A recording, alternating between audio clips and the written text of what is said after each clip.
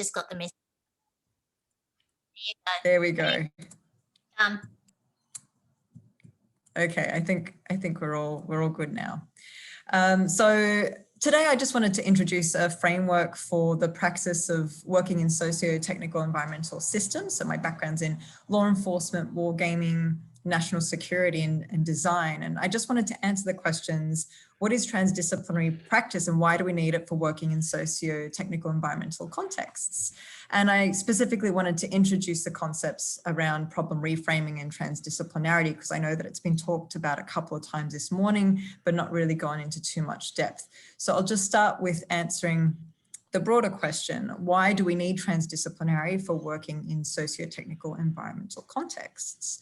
Well, I think that because we are living in the age of the Anthropocene, a present day epoch in which scientists say we significantly altered the earth through human activity, these changes, which include global warming, habitat loss, changes in the chemical composition of the atmosphere, oceans, soil, animal extinctions, and so on, what it means is that the very nature of our context has changed and is changing. And that really has an impact on how we live on the ground day to day and how we connect with the community and the environment around us.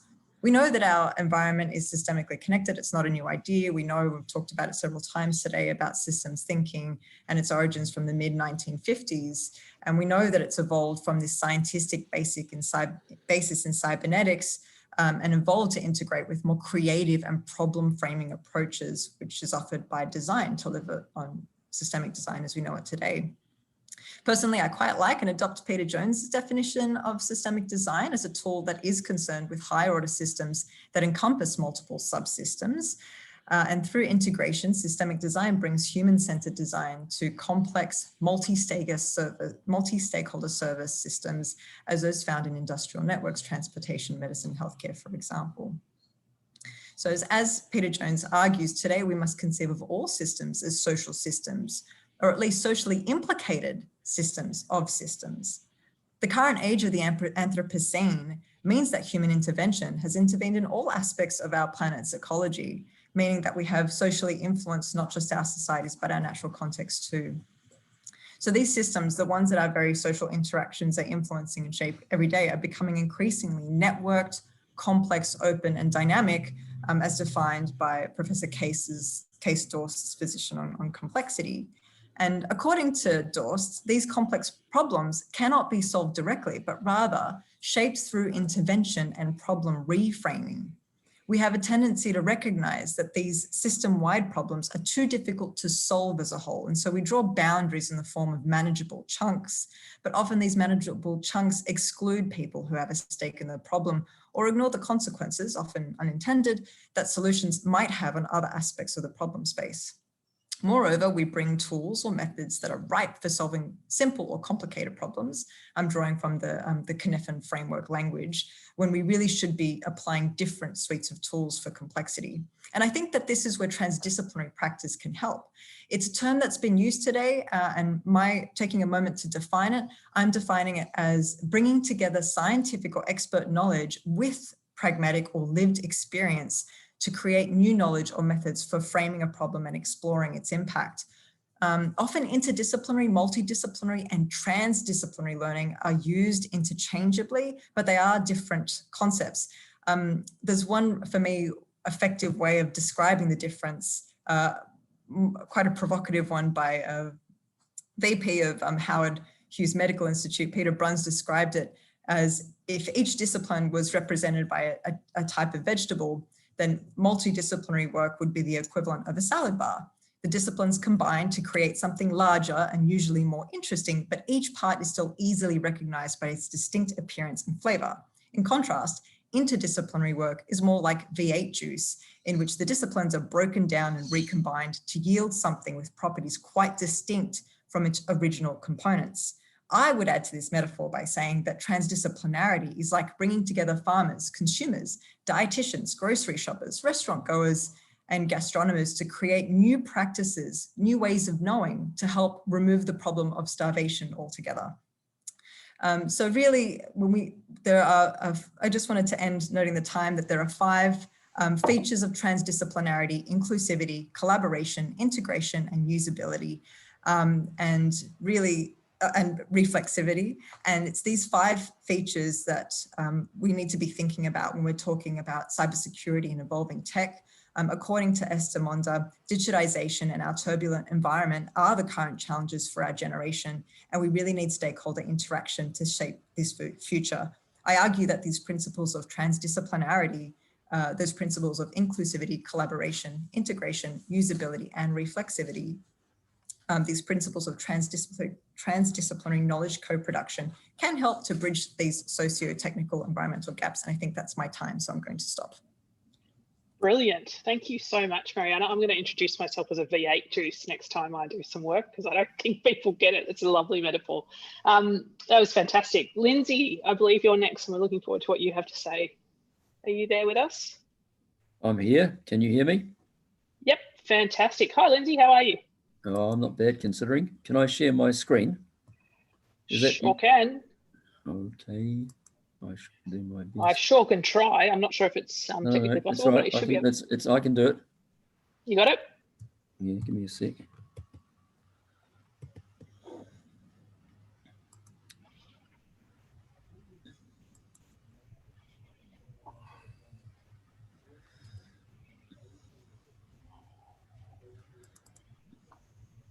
All right, can you see that?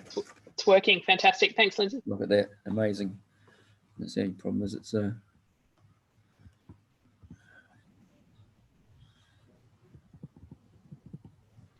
it's not working because I can't go up. Nice again. Right, sorry. Apologies for the that. My name's Lindsay Robertson.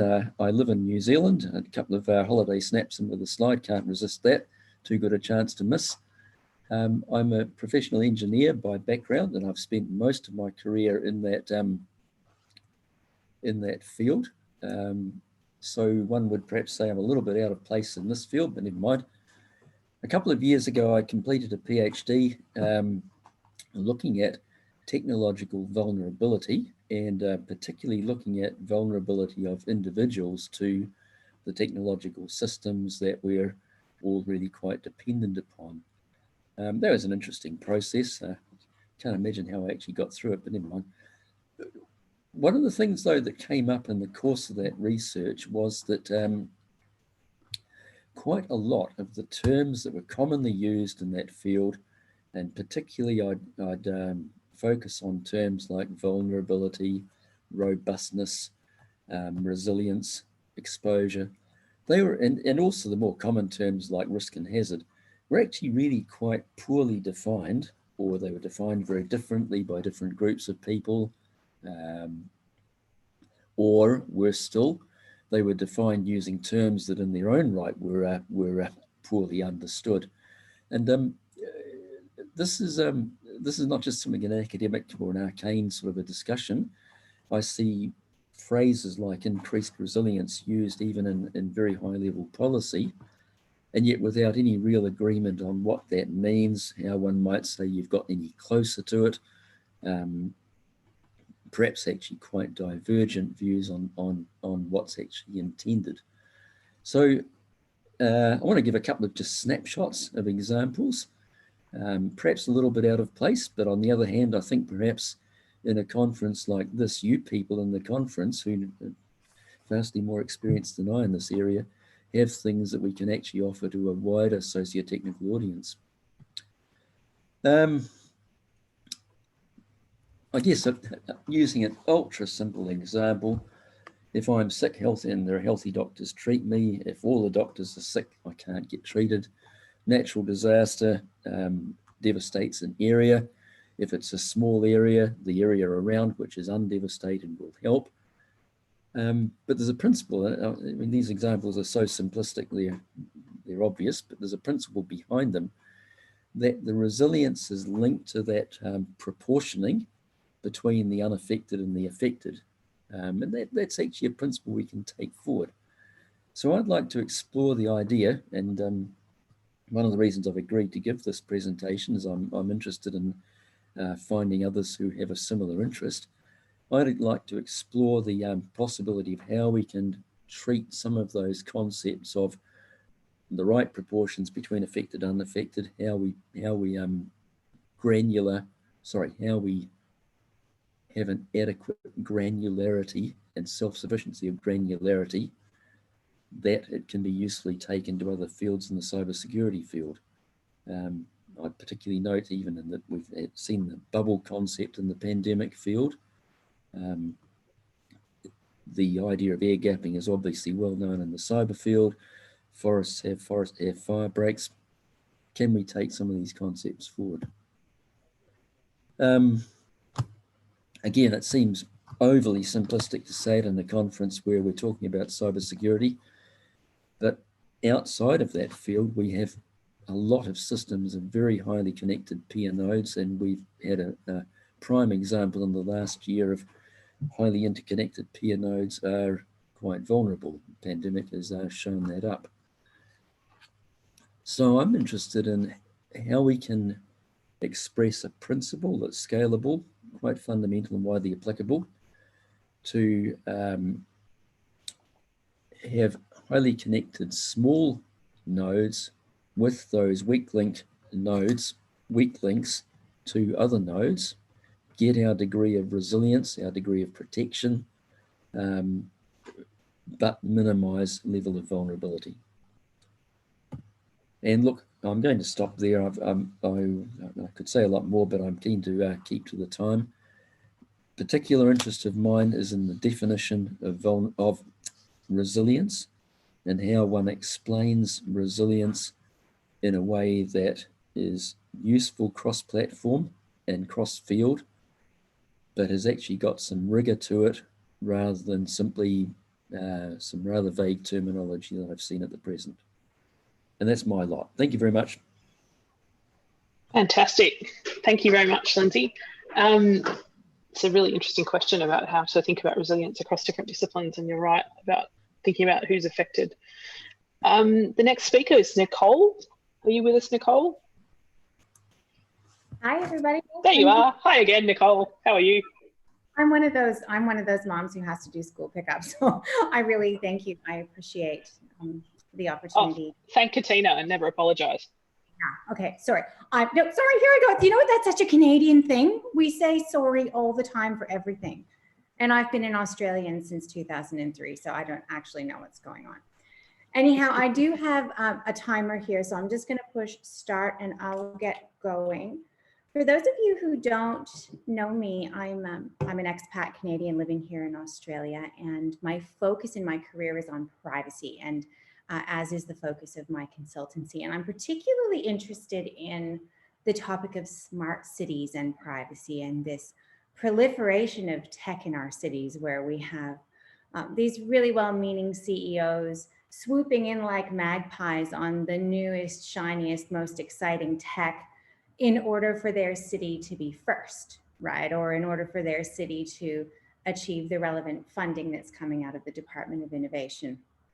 And I find this to be both a frustrating area, but also a really exciting area in terms of education and opportunity, because I see, linking to today, a real opportunity to understand that cybersecurity as a business and a profession and privacy are complementary. Right? In a disciplinary way, they're complementary, but also in terms of how they serve the community in the context of our smart cities are entirely complementary. And I feel that they need to be taken hand in hand when we're talking about the proliferation of tech, the onboarding of new technologies, the seeking of new technologies, the selling of new technologies within our cities to our community. I want to focus today on two particular topics that I think are important from both a privacy and cyber perspective. I think, firstly, there's a failure in terms of transparency. What do our communities know about the technologies that we're ostensibly deploying on their behalf? But also, what level of privacy risk assessment has been done in relation to those technologies to ensure that, not just that the risk in relation to privacy is managed from that kind of compliance risk perspective, but that community expectations are met when it comes to, I guess, digesting the technology in the context of this smart city ethos. And I think it's important to remember that smart cities are about leveraging technology to make life better, right? To make life faster, more accessible, greener, more equitable, all those things that we talk about when we talk about smart cities. And yet, you know, we don't often look at privacy or cyber in that context. We don't tend to make that connection. I think, therefore, it's important when we talk about transparency and privacy risk assessment to consider a couple of things. First of all, our cities are all responsible for engaging in transparency initiatives in accordance with the privacy laws that apply in their jurisdiction. Now, most privacy laws, certainly here in Australia and abroad, will say, hey, look, there's a minimum amount of information that you need to provide to a person through a privacy policy or through some kind of online privacy statement about what you're doing with technology. How are you gathering their personal information? What uses are you putting it to? Who are you sharing it with? You know, what kind of analytics are you doing behind the scenes? These things are really important from the perspective of the community. And I am not seeing this done well in any of the cities that I currently deal with. And this is, I mean, this is a really big deal. And I'm certainly not, you know, casting aspersions on any of my clients, but I'm making a point that technology is not the only thing that makes your city smart. Being able to communicate with your community in a way that is effective and engenders trust and that kind of meaningful dialogue is also really important. Now, secondly, in terms of privacy risk assessment, I often see cybersecurity and privacy conflated in this space, where a city will say, oh, no, don't worry about privacy. We've got security covered. And I have to say to you, privacy and security are not the same thing. There are generally, on average, about 10 or 12 privacy principles per privacy law, depending on which one you're looking at. And usually only one, maybe two of those principles relate to information security. The rest of them relate to other things, such as how you collect personal information, how you tell people about what you're collecting, you know, how you use it and disclose it, where you store it. These things are not necessarily about information security. So I think it's really important, and I'm just checking my timer here, but of course it's asked me to give my Face ID. I think it's really super important to understand that compliance in terms of the ISO 27000 series is not the same as having privacy in the context of our cities. So look, I know that, look, I've touched our time already. It's 5 minutes. I can't believe it. I could talk about privacy, you know, like fish talk underwater. You've still got 15 seconds. 15 seconds. Go. Any questions at the end of the session? I'm happy to talk about them. And thank you all for your time. Greatly appreciated. Wow, what compliant speakers. Thank you. That was fantastic. Right to the nose. Yeah, really, really interesting. The terminology comes up all the time. I spent 4 meetings discussing what AI is and the ISO standards last week. It's exhausting. So the next speaker we have is Toby. Are you there, Toby Scholaroff? Hello. Hello, thank you.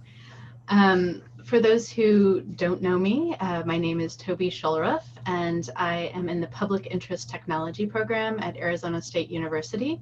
And in my day job, which I've been doing for over 20 years now, I work at the intersection of technology and gender-based violence. So we look at how technologies from location and GPS to social media to big data to the Internet of Things have impacts for people who are experiencing domestic violence or sexual assault or human trafficking or stalking, but also how those technologies can be used strategically and creatively by people who are experiencing those harms, by communities. And so looking at that breadth of technology, we're often, having to analyze things quickly, but really everything that we're looking at touches on cybersecurity, but cybersecurity rarely touches back, I guess, would be a fair way of saying that. These problems of gender-based violence are entrenched, complex social problems. And they have deep ecological roots. They have deep generational roots. And they're not something that is easily solved. And yet, when we interact with technologists, when we interact with cybersecurity world, we are often presented with this sort of techno-solutionism, right? That idea that if we just had an app that was a panic button, if we just had a coaster that changed colors when there were certain chemicals in a drink, that suddenly this whole problem would be solved. And it's just simply not the case.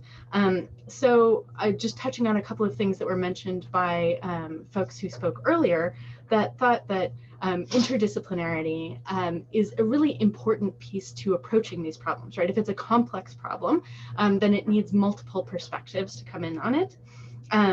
In terms of resilience, this is a term which has also made its way into our work as we talk about the resilience of an individual who has experienced harms, their creativity, right? They're not someone in need of saving by someone who comes in with a cybersecurity solution, by someone who comes in with a good heart to say, here, let me just show you the path out of the problems that you're facing, but rather to recognize the innate resilience and creativity of those individuals. And so that proportion of unaffected to affected, Lindsay, was so interesting in that regard, as we sort of come together to find solutions to these problems. And Nicole, I always enjoy hearing you speak about privacy, because when it comes to the issues that I'm working on, a privacy harm is not just a monetary harm. It's not just an inconvenience. It can be something which risks actual safety. And, you know, as the folks from MITRE were saying, in the very sort of military lingo, right, of mission failure and lives lost, that is something that we are struggling with as we consider the very real impacts of both privacy and technologies and the work we're doing. So thinking about cybersecurity then, thinking a little bit about AI, as we've talked about throughout the day, this question I think often comes up when it relates to both privacy and security. If you have nothing to hide, then you have nothing to worry about. And so I would just ask us, and then I'll stop, I'm going to toss a question in there to think about who are the people who actually legitimately have things to hide? Who are people who are stateless refugees, who are maybe without papers? Who are people who are transgender? Who are people who are domestic violence victims hiding from their stalkers or abusers? People who very legitimately are outside of systems who could be flagged because of their unusual behavior within systems that we automate. So I would just ask us to sort of consider that along with all the wonderful thoughts that have been brought up so far in this event. And I really look forward to hearing the other speakers. So thank you. Thanks so much, Toby. That was fantastic. Reflecting. I have a comment for Nicole, if I could say. The concern is this: when you're dealing with smart cities, you're going to have the possibility of automating bias and manipulation.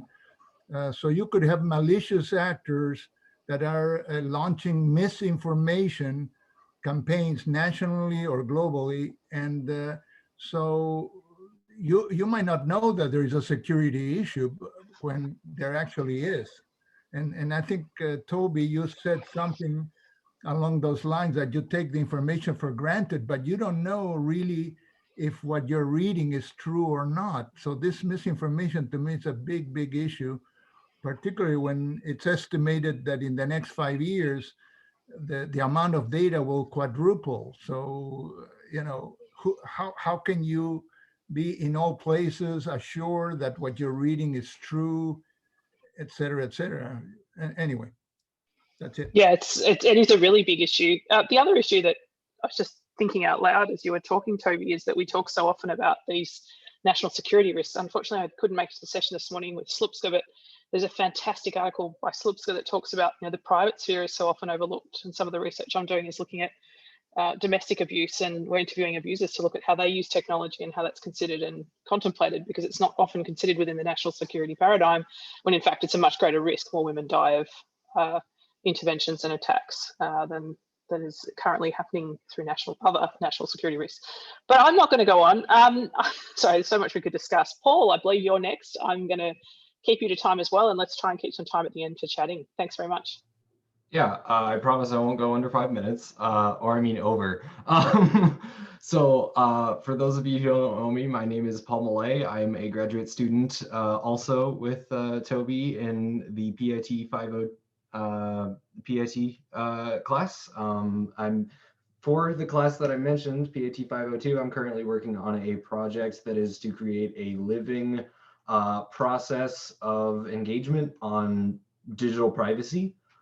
So my goal primarily is to bring together people from various different backgrounds, because to me, that's how things get done, especially in this space, because what I have found is that the vast majority of people do not, I would say, accurately understand the risks when it comes to digital privacy. It's, oh, X company has my information, why is that a problem? And then you can look and find a slew of news stories that might indicate why they care about that.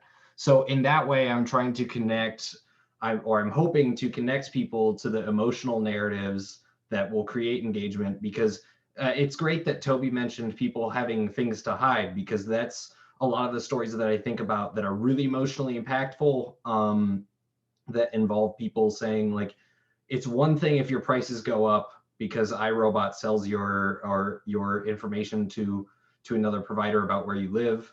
It's another if you are in danger because someone has information about your background and they don't appreciate that.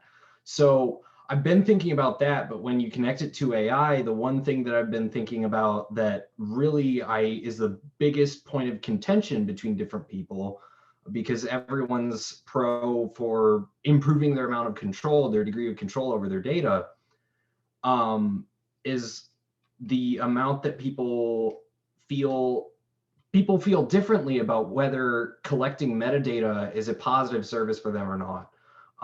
And so specifically, I'm looking at Internet of Things technologies. Who has them? Why do they have them?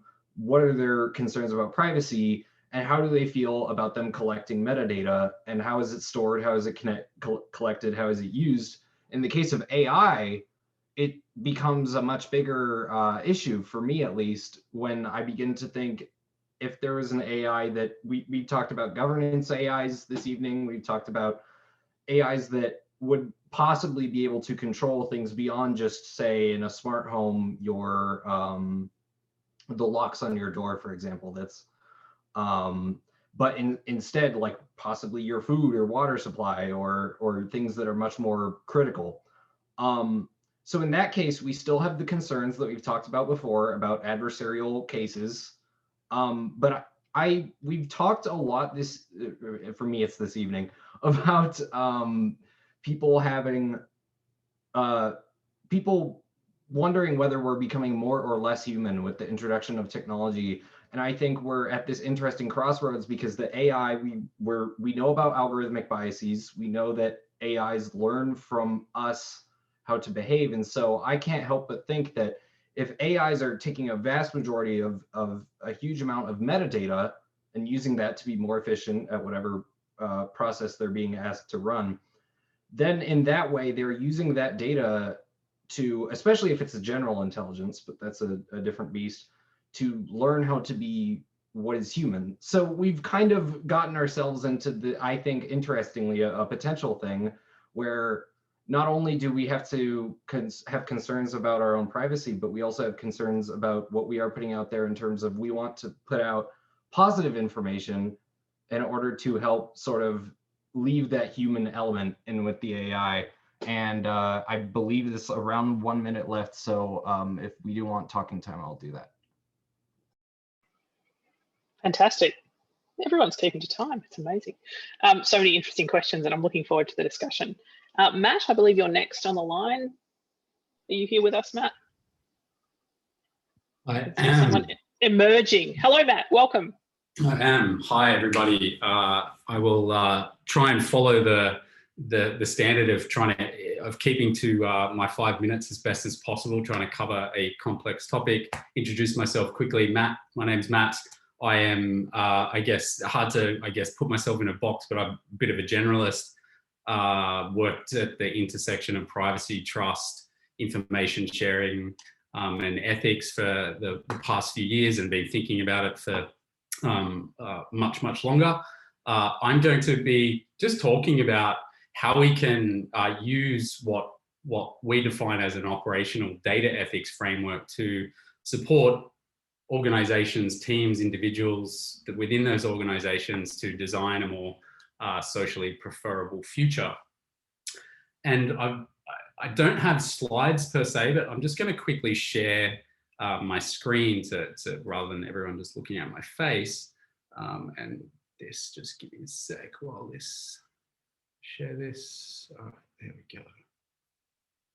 So I'll assume everyone can see this. So firstly, I'll just kind of start, look at one of the problems that is quite prevalent in a lot of data ethics initiatives, where there's a lot of overlap between principles. If you kind of look at all the different principles that get generated, be that around information ethics, digital ethics, AI ethics, they're all kind of landing around similar areas. So what you see here is what we call an operational data ethics framework, which has a specific definition, which I'll just talk about here, and just zoom in on this. So a data ethics framework is a consistent process that an organization will execute to decide, document, and verify that its data processing activities, in both the intents of those activities and the outcomes that they're meant to enable, or that they intend for them to enable, are socially preferable. And I'll just quickly unpack that a little bit. So the social preferability one is probably one of the more interesting areas here. So if you think at the moment, most of the work that takes place, we're landing here. Most organizations are designing for what's acceptable, what they can get away with. Generally, even what is legal is kind of what is accepted. That doesn't necessarily mean it's always the most ethical option or the most preferable option. What we're trying to do in this multidisciplinary and multi-stakeholder process is to design technologies and the data processing and collection activities that are involved with those technologies to be preferable. So this is kind of like a North Star metric. And this is reasonably complex. I'm just going to quickly put a timer on for myself so that I can stay with time. So I'm not going to unpack a lot of this because there's some complexity here. There's kind of key functions of this framework. The first one is there's a core team that leads a lot of this work. These need to be cross-functional. You might have product managers, designers, data scientists, data protection lawyers and things like that involved in this core team. Then you have a data ethics issues backlog. So when issues get raised, they get submitted to this backlog, and we've kind of built this to integrate with like product management tools or project management tools like Jira, for instance, which is a common tool used in product teams. Then we have like a decision log, and this is a really important one where big decisions that get made, where there's trade-offs, like should we use this technology as part of our tech stack? Should we overlook some of the bias that we have in our training set because we didn't effectively get a diverse and statistically significant sample size? We're going to make a trade-off on this, logging that decision and making that open and transparent to the public so you can see this kind of audit trail of the decisions that get made is extremely important. So big focus on radical transparency to some degree, and I'll share some links if you're interested. The next one is the social preferability experiment. So these are kind of like litmus tests where you'd basically be presenting different options for a model, scenarios, the outcomes that are meant to enable. They might involve clickable prototypes, low fidelity clickable prototypes, for instance, where you're going to test what are the most preferable options. And again, optimizing for the most socially preferable options is really important here. Sorry, Matt, you're at 1 minute. My time. Just over.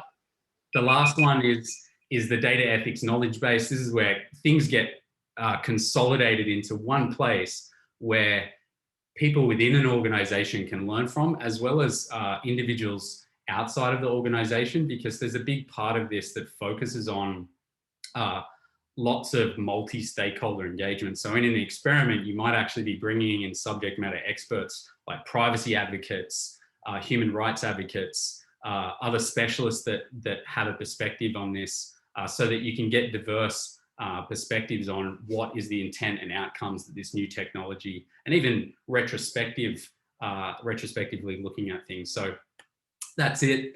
How do we do this in a way that also focuses on sharing insights across ecosystems so that everybody can learn more collectively rather than siloing a lot of the work which is taking place now. So I'll leave it at that. Fantastic. I think we might be able to use that. I was in a meeting this morning where we were trying to come up with a framework, Matt, so I might be in touch with the university. Yeah, I can share some stuff with you. Awesome. I might be in touch. Eusebio, are you there with us? Is that how I pronounce your name? Yeah, you did a good job. Thanks. So thank you. I'll keep on 5 minutes then. So I'm Eusebio Scornavacca. I'm a professor of digital innovation here at the University of Baltimore. So I'll give you a couple things on the background so you can understand where I'm coming from. So I teach in the MBA a course into information security and organizational resilience. And also I was a co-designer of our cybersecurity management degree. You have to understand that if you live here in Maryland, is really the epicenter of cybersecurity in the US, you know, with all the agencies. Usually when you ask people what they work, and if they say government, you don't ask a second question. You learn that very quickly. So one of the things that we have here is that we see, you know, Maryland has over 1,000 registered companies in cybersecurity. And we see the gap in terms of skills shortage growing every single year. One of the elements that we see is that a lot of business leaders don't understand the role of information security. And a lot of security leaders don't understand the role of business. So there is this constant tension between the business goals and the cybersecurity goals from a very technocentric point of view. What we really need here is to understand that this tension creates a very vague career path to cybersecurity professionals.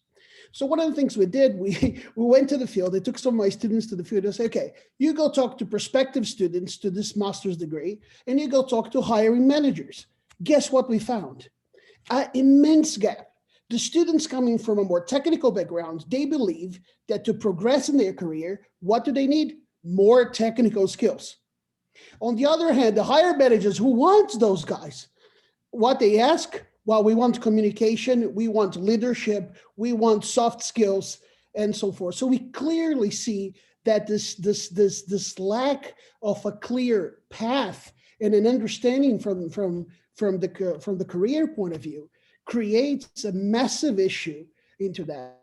For example, the degree that we developed, there is psychology, there is law, there is ethics, there is elements that we put it into that, that to be able to meet the demands from the hiring managers, but at the same time help those students or potential students who have been in the field. You have to understand that in general, when you're talking to cybersecurity people, they have years of hands-on experiences. And that's something you have to understand, that the career path is not so straightforward.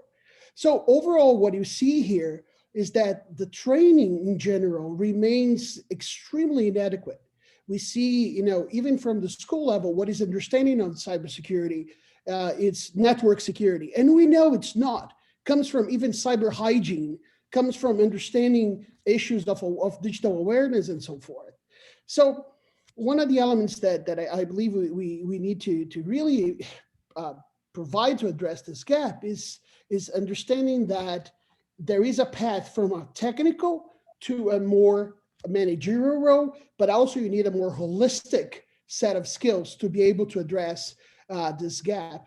One of the elements also that is very interesting, and this actually gets some of the points that I think Mark was saying this morning. Why there's this gap, you know, they don't look at non-traditional applicants. When you look into the cybersecurity industry over here, you get carbon copy managers getting more carbon copy managers.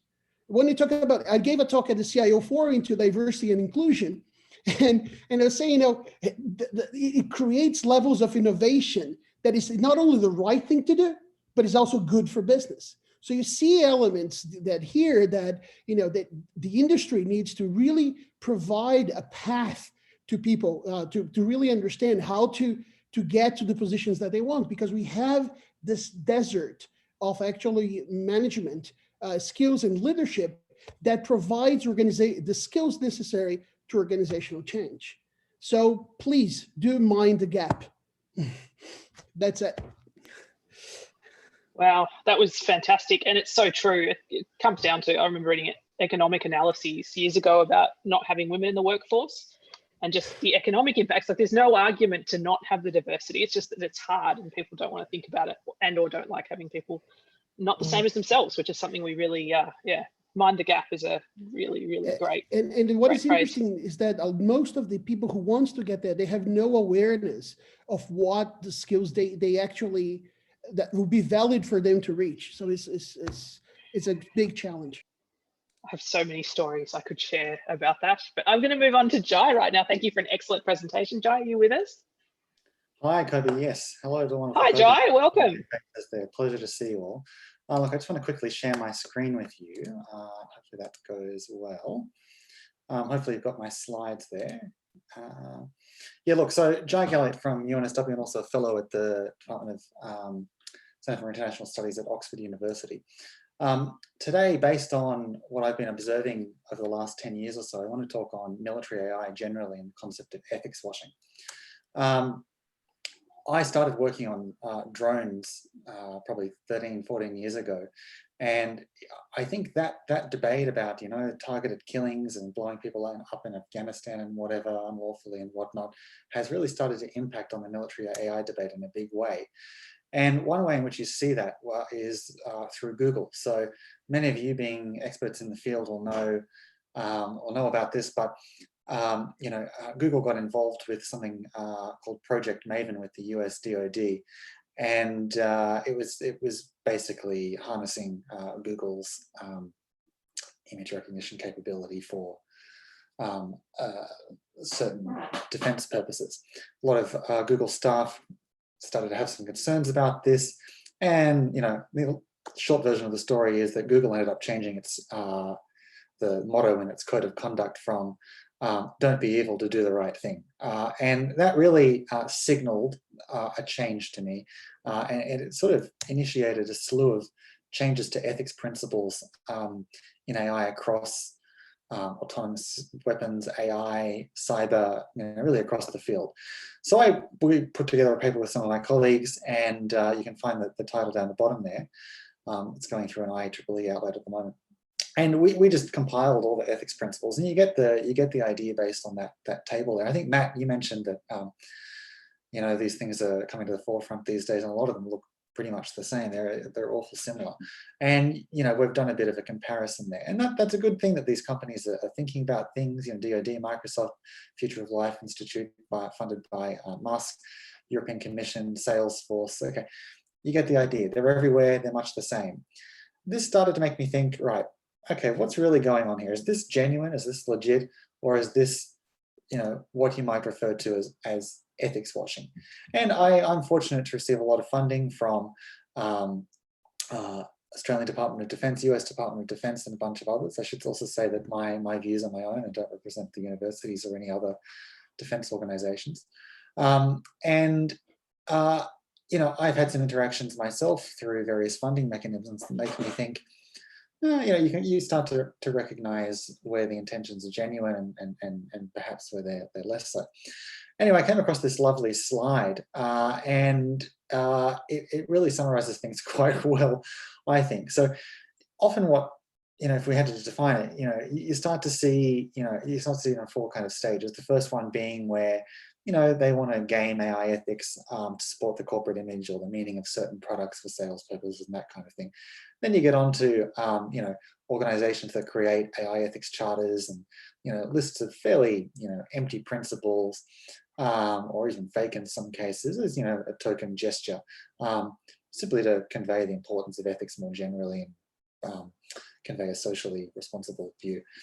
Then you get people who repeatedly talk about ethical principles and doing social good, while basically as a method to intentionally delay a move to a proper discussion of the societal impacts of technology. And then you get a lot of others who will go out and hire experts, I use that in scare quotes, to spin things in a certain way, and you will have all come across those types. Now, general tactics, think Russia, think Putin, think China, think Trump, delay, deny, deflect is the typical strategy in terms of sanctions with AI ethics. I think it's really, in many of the sadder cases, come down to delay, avoid, deter, and substitute in the case of trying to avoid regulation. I think we're seeing more and more of that every day. So I started to think, okay, how do you identify this? And I sat down and I put together a list, and this is going to form an article for me. Again, highly paid ethics consultants or ethics influencers, okay, and high profile expert groups that actually lack much ethics expertise. In the same way that, when you're driving your car, you hope that it's been put together by a qualified engineer. When you're doing ethics, you want it put together by qualified ethics expert. And that doesn't often happen. Looking for empty narratives that conflict with actual operations, narratives that don't show a genuine discourse with the relevant academic bases, the relevant community groups, whatever it may be. Again, tokenistic checklists, things of that nature, tick box type affairs, conflation of ethical, legal, social, all those kinds of things, low levels of accountability, contracts for ethics research that hold people hostage in terms of the release of publications and security clearance concerns and things like this. They're all the kind of things that you can start to start to look at. I've just launched a new book too, though, that starts to whittle things down a little bit and put together a list of AI principles for military AI in particular. 1 minute. Sure, thanks, Kobi. And this is what we've come up with. So again, may not necessarily generalize to the civilian sphere, but we've justified it. We've pulled together all the principles from the field. We've done a sort of a meta-analysis and put them together. And that's kind of what you come down to. But at the end of the day, my view is that whatever fancy processes you come up with will not substitute doing a proper value-sensitive design process. And this is a quick example, in the interest of time, to show how if you think about values, norms, and the constituent parts of those, you can actually get to end user requirements that have been arrived at through a fully thought out process. And I think Matt actually laid out an interesting process earlier, and things like that can fall under a value sensitive design framework. But again, there's no substitute for actually having proper qualified ethicists sitting down and engaging with people in a meaningful way in determining all of these things and accounting for academic freedom and the like. And we must be prepared to confront problems in order to overcome them. And that's often where the initial hurdle is, particularly in the military space. So anyway, that's a rather quick summary, food for thought, and I'll stop there so Kobi doesn't get angry at me. Cheers. Fantastic. Did you say so I don't get angry? Just checking. Is that what you just said? I'm rarely angry. But I'm very glad that we have 8 minutes for discussion. There's so many different directions this conversation could go in, and I know people were jumping in earlier. Does anyone want to, do we just want to make it a jump-in session? I don't want to be too structured about this because I think we've covered so much material here. There's some interesting conversations. So I've been enjoying the chat with Tressa on the side about basically funding for ethicists is an ongoing issue, but I think arguably funding for critical work is an ongoing issue, both from government, defence and other perspectives. Anyone else got any questions, thoughts, provocations?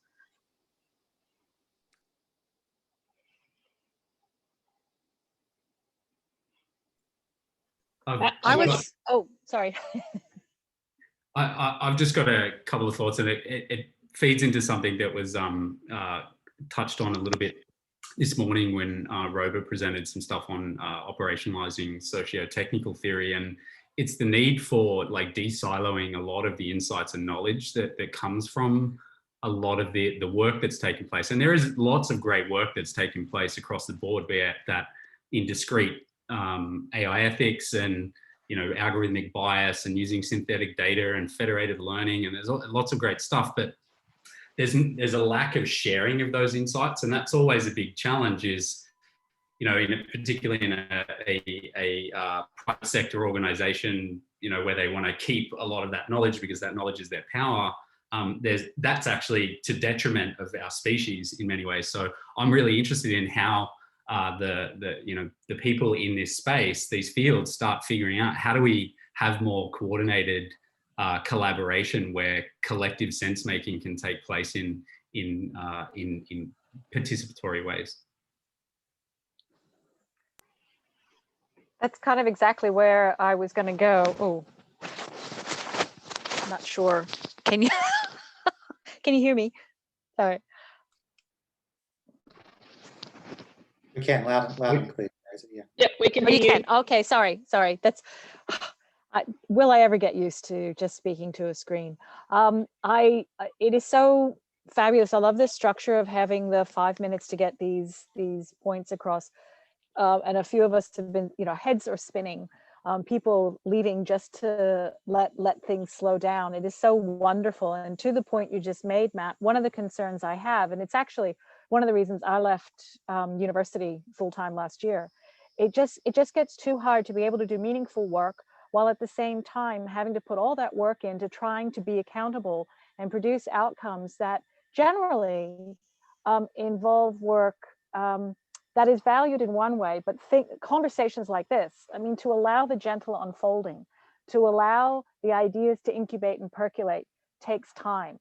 And when you are asked by someone to account for every moment and to account for every level of engagement, and to articulate how that value translates into your existing organization, it becomes problematic because if you're going to allow for collective creative collaboration, you have to make the space for just the gentle unfolding of conversations and incidental connections, so that you find out when and how words that you're using that may be different are actually saying the same thing. When you're pushed, I did an ethnographic project years ago on activity at a conference. And what is really interesting to see is during the time of doing that ethnography, how conference activities got counted in the institutions that I was looking at changed. And so when conference papers were allowed that didn't have to lead to formal publication, you got a lot more uncertainty shared. You had a lot more work at the fringes, like what Pat was sharing and saying, okay, I'm just going to put it out there. Here's an idea. Here's a question. Here's a thought. So what can we do to make space, given those who are still in those institutions that are hitting against those structures? What has to happen to allow these sorts of spaces to sit alongside what needs to happen to allow you to keep paying bills? Yes, and can I agree with you but not answer the question, Teresa? Okay. So I don't have the answer, but I'm grappling with the same issue, and I think there's still, so I'm a latecomer to academia. I had a professional career before I did my PhD, and I struggle with the snobbery in academia. So I do a lot of translation and mapping work, and I'm told that's not real academic work. You need other words. I'm like, I can use the word ontology, I can use the word epistemology. I can do that for you, but it's not helping the people who don't understand those words talk across disciplines. So can we just talk? So I'm grappling with the same things, and a lot of my work is translational work. A lot of the terms in AI have crossover, ground truth. We've been arguing backwards and forwards, systemic bias versus systematic bias. I mean, all of these different nuances that are lost in these cross conversations. I don't know how to get academia to value those. If anyone has any answers, please share them with me. Oh, Matt, I love composting. Kobi, to be very honest, the first thing you need to do is to change completely the structure of how KPIs are measured. Right, because the key I thought you were going to say I need to leave academia. I've been trying that, though. I'll be honest, I cannot be away from doing research and away from my students. So I tease. I went to kindergarten and I loved it, and I kept going. But I do a lot of work with companies and especially startups in any place you can imagine, from Ghana to Finland down to Brazil in the middle of the Amazon. So one of the elements that I think is important here, especially when you're looking at digital elements like cybersecurity that's interconnected to digital, is the pervasiveness of the technology and the phenomena through different areas, or either of the business or of knowledge. And that pervasiveness really goes against the structures that most of the time are in place that were set from a post-war industrial kind of organizational setting.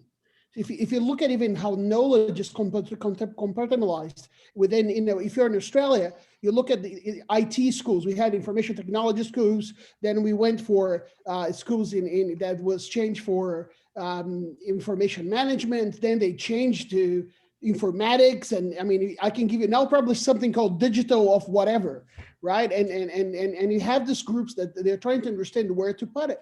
And the key element here is that pervasiveness that makes very hard to fit into an industrial model, actually into, let's call a digital ecosystem to fit there. So that creates an immense problem. The second one, when you look at research, exactly the same issue.